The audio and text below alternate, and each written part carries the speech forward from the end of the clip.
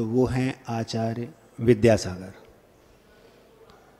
जिन पर व्यक्ति कितना भी भरोसा कर सकता है, यहाँ तक कि अपना सारा धन, यहाँ तक कि सारा जीवन भी उन्हें समर्पित करने के लिए तैयार है। और पूरी दुनिया में यदि कोई सर्वाधिक अविश्वसनीय व्यक्तित्व जिसका एक पल का भी भरोसा नहीं अगले पल वो क्या करने वाला है, तो वो है आचार्य विद्यासागर। अभी आपने कुंडलपुर में देखा 75 वर्ष की को पार कर चुके हैं, उसके बाद भी 176 बहनों ने उनके श्री चरणों में आजीवन ब्रह्मचर्य व्रत लिया। उन्होंने कितना ज़्यादा भरोसा होगा उनको कि ये तो वृद्धावस्था के कितनी ज़्यादा वृद्ध हो चुके हैं, तो इतना भरोसा, कितना भरोसा होगा आप कल्पना कीजिए। 20-20, 25-25 वर्ष की 176 बहनों ने अपने आप को उन्हें समर्पित कर दिया। कितना भरोसा होगा उन पर, तो कितना विश्वसनीय व्यक्तित्व हैं वो आज। और अविश्वसनीय कैसे हैं? हो सकता है कि अब भी उनका खबर आ जाए कि आप लोगों को यहाँ से अब भी विहार करना है और आहार 5 किलोमीटर आगे करना है। कोई भरोसा नहीं अगले पल वो क्या करने वाले हैं, इसका कोई भरोसा नहीं। इतने अविश्वसनीय व्यक्तित्व और इतने विश्वसनीय व्यक्तित्व केवल आचार्य गुरुदेव विद्यासागर जी महाराज हैं।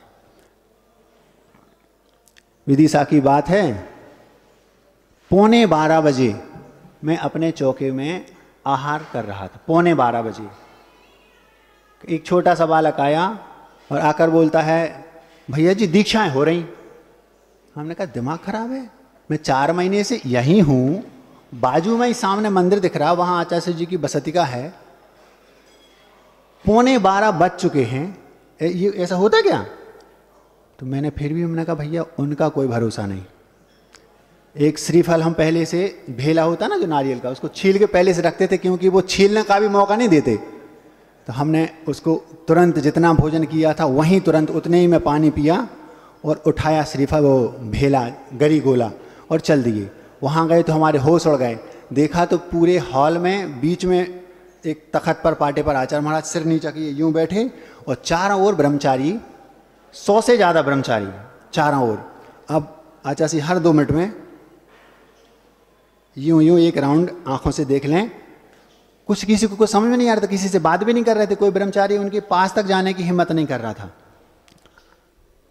जैसे ही मैं वहां पहुंचा तो बाहर जो महाराज लोग खड़े थे उनने देखा और हमसे बोलते हैं तुम यहाँ क्या कर रहे हैं, अंदर जाओ। सारे ब्रह्मचारी अंदर। तो दरवाजा खोला, मुझे अंदर धक्का दिया, फिर दरवाजा बंद कर दिया। मैं अंदर था। जैसे ही मेरी नज़र आचार्य की नज़र से मिली, उन्होंने पीछे उठाई और अंदर भाग गए। हमने कहा भैया ये ब्रह्मचारी बेचारे पुण्यवान हैं, कम से कम इनके सामने गुरु महाराज बैठे तो थे, हमारा तो इतना ही पुण्य नहीं, उनने तो हमें देखा ही और भाग गए अंदर। ऐसा सोचा। अब यही भाव आएगा ना मन में। बस 5 मिनट बाद अंदर से आवाज आई, अब सामायिक के बाद, क्योंकि 12 बज गए थे जब तक। हमने वहीं बैठ गए आचार्य के गेट के सामने सामायिक करने के लिए। और जैसे ही 1:45 बज गए, आचार्य जब उठे सामायिक से, मैं उठा और सीधे उनके पास गया, भेला उनके सामने चढ़ाया। गुरुजी अनंत उपकार हैं, एक और कर दीजिए।